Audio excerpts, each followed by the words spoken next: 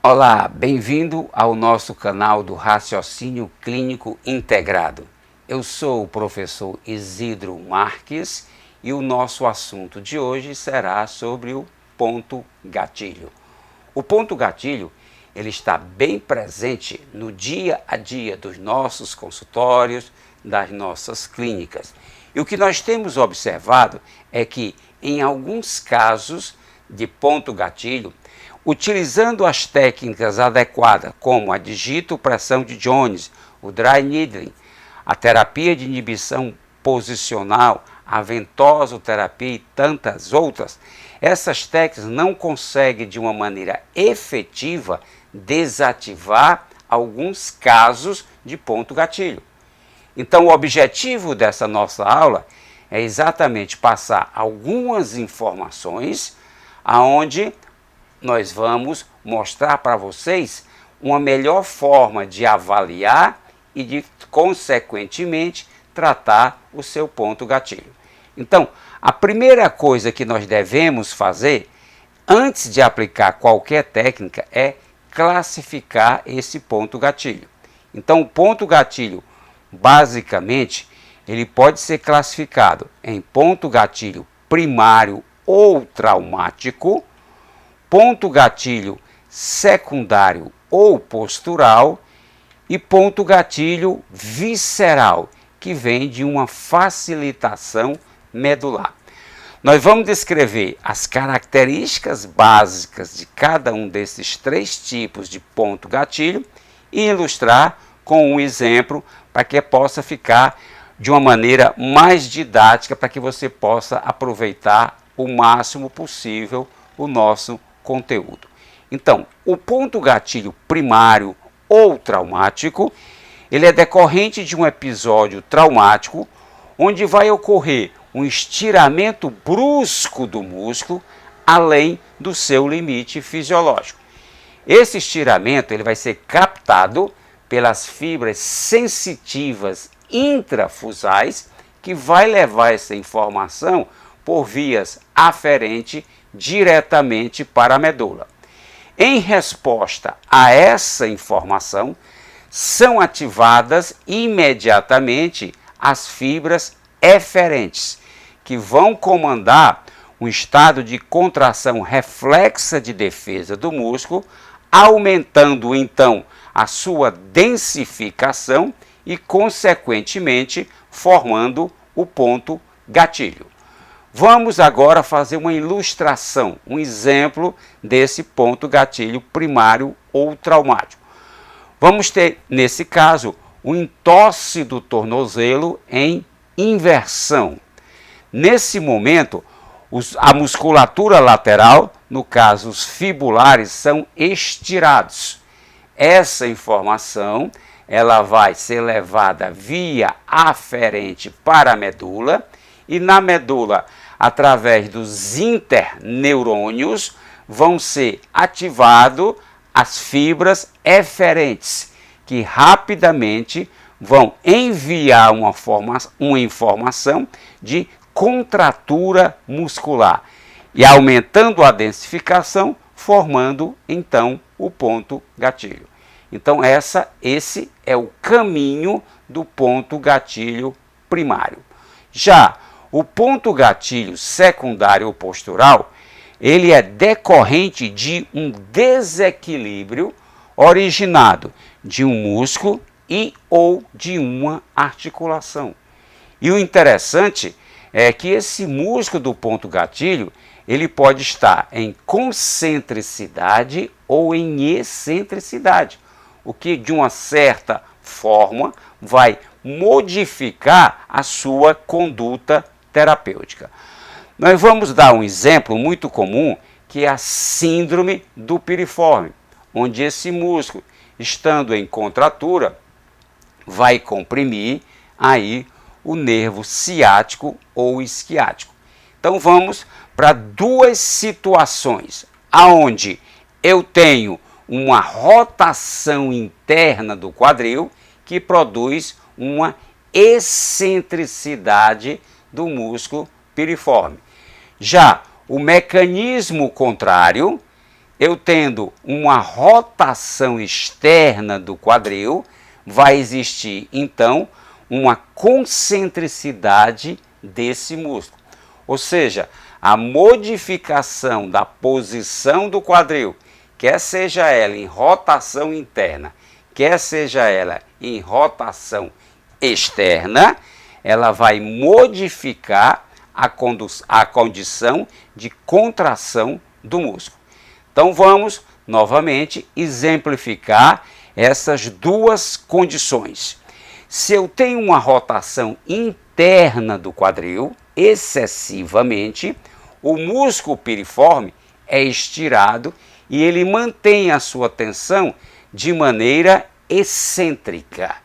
Com isso, essa contração pode vir a comprimir o nervo ciático.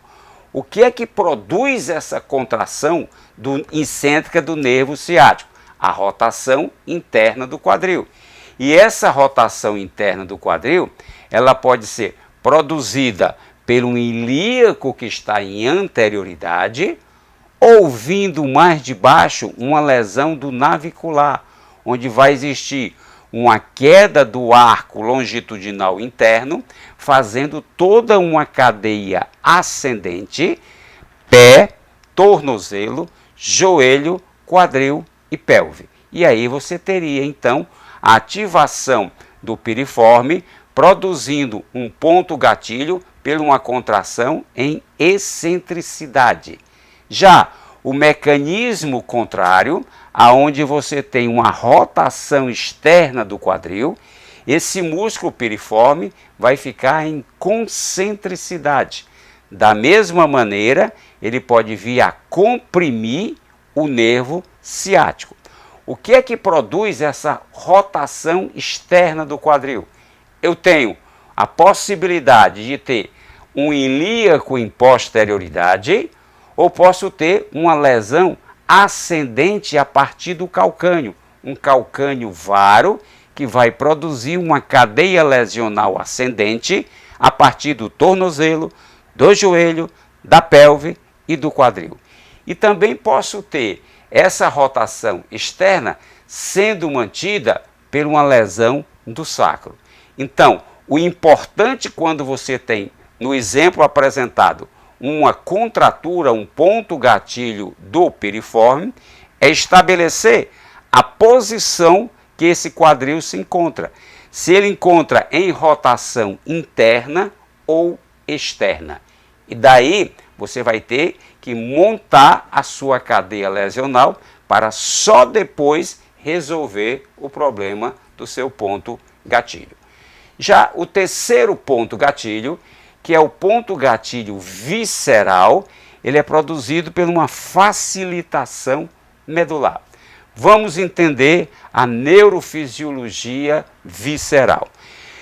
Quando o estímulo noceptivo é conduzido por um visceroreceptor e é mantido por um tempo prolongado a nível da medula, pode gerar um bombardeio aferente a esse segmento medular. Isso vai estimular a excitabilidade da medula. Ela vai fazer a seguinte sequência. Ela vai abrir as comportas aferentes do mesmo metâmero.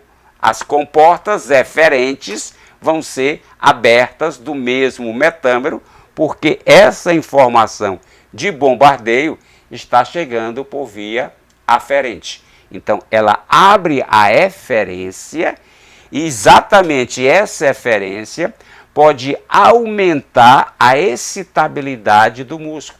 E nesse caso, como existe uma ligação com a cadeia laterovertebral do sistema simpático, ela pode produzir um desequilíbrio da tonicidade do músculo, provocando novamente um aumento de densificação e a formação do ponto gatilho.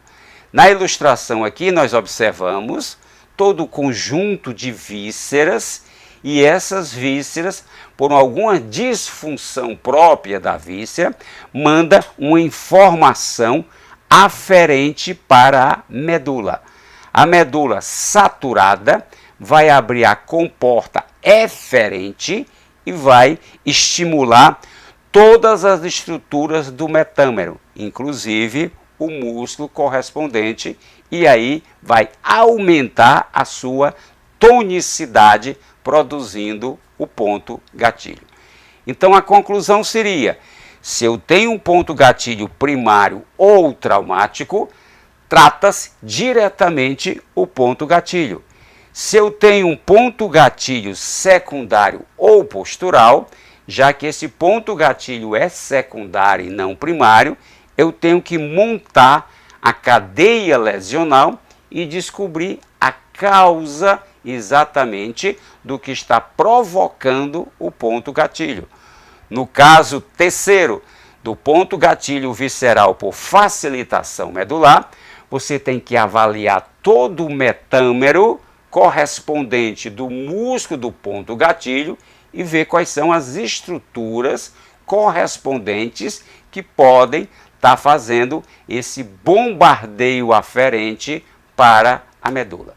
Então, esse seria o nosso grande objetivo em relação à classificação e também uma dica para o teu tratamento do ponto gatilho. Ok? Então, agradeço a audiência de vocês. Se vocês gostaram, faça a sua inscrição aqui no nosso canal, ativa o sininho que ele vai sempre te informar quando tiver uma aula aqui no nosso canal. E se você gostou, dá um like, ok? Então, raciocínio clínico integrado, a sua nova maneira de avaliar.